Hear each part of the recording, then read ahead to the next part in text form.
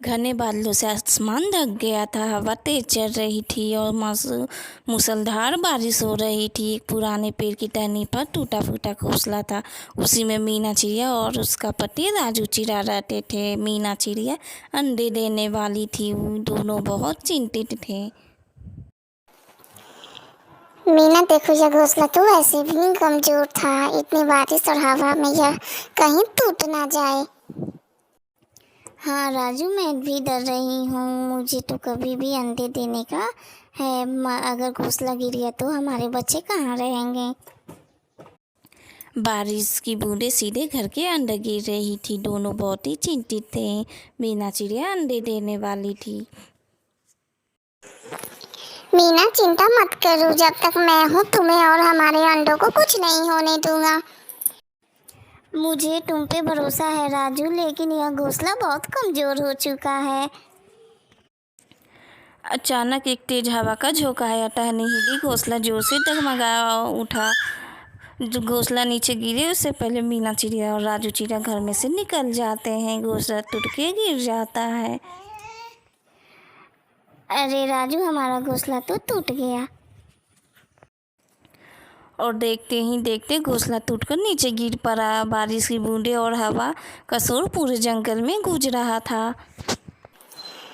मीना, घबराओ मत। हम गिर तो गए हैं लेकिन जिंदा हैं। नया घोंसला बनाएंगे। हमारे अंडे वही सुरक्षित रहेंगे। हाँ राजू जी, घोंसला टूट गया है उससे क्या, लेकिन हमारा घोंसला नहीं टूटा है। बारिश में उस रात उनका घोंसला टूट गया था, मगर उनके विश्वास और प्रेम ने उन्हें संभाल रखा था। दूसरी तरफ बारिश जोरों से हो रही थी। नीलू कौवी ने अपने छोटे से घोंसले में खीर बनाई है। मीठी खुशबू फैली हुई है। लो मोहन, बारिश में मैंने तुम्हारे लिए गर्मा गर्म खीर बनाई है। चखो तो थोड़ा कैसा बना है। मोहन कौवा खीर खाने लगता है। वाह नीलू, तुम्हारी खीर तो इतनी मीठी है कि बारिश की बूंदे में भी इसकी डुबकी लगाने का मन कर रहा है। अरे बस बस मोहन, तारीफ तो ऐसे कर रहे हो जैसे राजा की रसोई में बैठकर खा रहे हो। नहीं, सच कह रहा हूँ, तुम्हारी खीर तो इतनी स्वादिष्ट है कि अगर बादल देवता को खिलाई जाए तो वो हर दिन बारिश करेंगे ताकि हमें ऐसी दावत रोज मिले। अरे मोहन, सिर्फ खीर ही चाहिए या मेरे हाथ के कचौरी और पकौड़ी भी? अरे तुम्हारे हाथ का तो सूखा चना भी मलाई जैसा लगता है। बारिश हो, तुम साथ हो और तुम्हारा खाना हो, फिर जिंदगी में और क्या चाहिए। चलो ठीक है, तुम्हें खीर पसंद आई। अब मैं सोच रही हूँ अगले बारिश में तुम्हारे लिए मैं गर्मा गर्म पकौड़े बनाऊँ। बस यही सुनना चाहता था मैं। खीर, पकौड़े और तुम्हारी हंसी, यही है बारिश की असली दावत।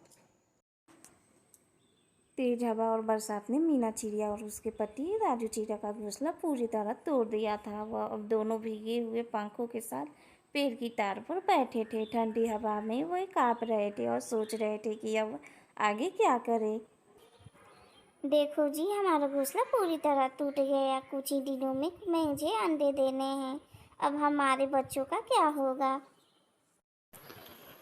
हाँ मीना, यह बड़ी मुसीबत है। बिना घोंसले के ना तो तुम सुरक्षित रह पाओगी और ना ही हमारे बच्चे। हमें कुछ उपाय करना ही होगा। दोनों बारिश में चुपचाप भीग रहे थे। तभी राजू चिड़िया ने सोचा कि मीना, याद है मोहन कौवा? उसने पहले भी मुसीबत में दूसरों की मदद की है। क्यों ना हम उसके पास चले जाएं मदद मांगने। पर क्या वो हमारी मदद करेगा? कहीं हमें मना कर दिया तो? देखो, कोशिश किए बिना हमें पता कैसे चलेगा। मुसीबत में ही दोस्त और पड़ोसी काम आते हैं।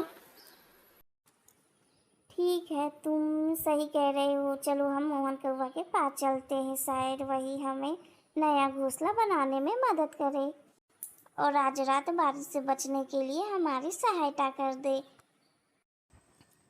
और इस तरह टूटी डाल पर बैठे मीना चिड़िया और उसके पति राजू चिड़िया ने नया साहस जुटाया। अब वे अपने पुराने घोंसले के टूटे जाने का गम छोड़कर उम्मीद के सहारे मोहन कौआ से मदद मांगने निकल पड़े। बारिश थम चुकी थी, लेकिन आसमान अभी धुंधला था। मीना चिड़िया और उसका पति कांपते हुए टूटे मन से मोहन कौआ और उसकी पत्नी कौवी के घोंसले तक पहुँचे। उन्हें उम्मीद थी कि शायद अब उन्हें के दुख में मोहन और नीलू को भी साथ देंगे। मोहन भाई, हमारी मुसीबत बहुत बड़ी है। तेज बारिश में हमारा घोंसला पूरी तरह टूट गया। मीना जल्दी अंडे देने वाली है। अगर कहीं सुरक्षित जगह ना मिली तो हमारे बच्चे की जान को खतरा हो जाएगा। कृपया हमारी मदद करें। हाँ नीलू बहन, हमारी थोड़ी सी जगह दे दो या नया घोंसला बनाने में हाथ बटा दो। हम जीवन भर तुम्हारा एहसान मंद रहेंगे। मोहन कौआ और नीलू कौवी ने एक दूसरे की तरफ देखा और फिर ठहाका कर लगातार हंसने लगे। हा हा हा हा हा हा हा हा हा। हाँ देख, तुम जैसे कमजोर परिंदे भी सोचते हैं कि हम तुम्हारी मदद करेंगे। अपना घोंसला भी नहीं संभाल पाए और अब हमारे पास मदद मांगने चले आए। सच कहूँ तो अगर तुम इतने ही अक्लमंद होते तो अपना घोंसला किसी मजबूत डाल पर बनाते। अब जब सब टूट गया तो हमारी छाया में आना चाहते हो। सुन लो, हमें दूसरों की जिम्मेदारी उठाने की आदत नहीं है। यहाँ से चले जाओ, हमें तुम्हारे आंसू और बहानों के लिए समय नहीं है। मोहन भाई, इतनी बेरुखी मत दिखाओ। आज हम पर संकट है, तुम्हारे साथ भी हो सकता है। हमारे साथ ऐसा कभी नहीं होगा क्योंकि हम कमजोर नहीं, चालाक है। चलो चलो, यहाँ से निकलो और हमें परेशान मत करो। बेचारे मीना चिड़िया और उसका पति, जिनके दिल में मदद की उम्मीद थी, उन्हें अपमानित करके भगा दिया गया। भारी मन और आंसू भरी आंखों के साथ वे वहां से उड़ गए। मीना चिड़िया और राजू चिड़िया एक पेड़ की खाली डाल पर बैठ गए। चारों ओर गीली डालियां और टपकती हुई बारिश की बूंदें थी। दोनों बेहद उदास थे, लेकिन सबसे बड़ी चिंता थी आने वाले अंडों की। देखो जी, हमारा कोई नहीं। जिसने मदद की उम्मीद थी उन्होंने हमें ठुकरा दिया। अब मैं कैसे सुरक्षित होकर अपने अंडे दूंगी। हाँ मीना, यह तो बड़ी चिंता की बात है। अगर हमने जल्दी ही नया घोंसला नहीं बनाया तो तुम्हारे अंडे खतरे में पड़ जाएंगे। बारिश का मौसम है, चारों ओर भीगापन और ठंडी हवाएं हैं। इन हालात में अंडों सुरक्षित नहीं रहेंगे। मुझे तो डर लग रहा है कि कहीं हमारे बच्चे इस दुनिया को देखने से पहले ही। नहीं मीना, ऐसा मत सोचो। हम गरीब ही सही लेकिन मेहनती हैं। चाहे जितनी भी मुश्किल आए क्यों ना, मैं तुम्हारे लिए नया घोंसला बनाऊंगा। लेकिन समय बहुत कम है। अंडे आने से पहले अगर घोंसला नहीं बना तो? तुम बस हिम्मत रखो। पेड़ की यही डाल अभी हमारी पनाह बनेगी। हम दोनों मिलकर जल्दी से जल्दी नया घोंसला बनाएंगे।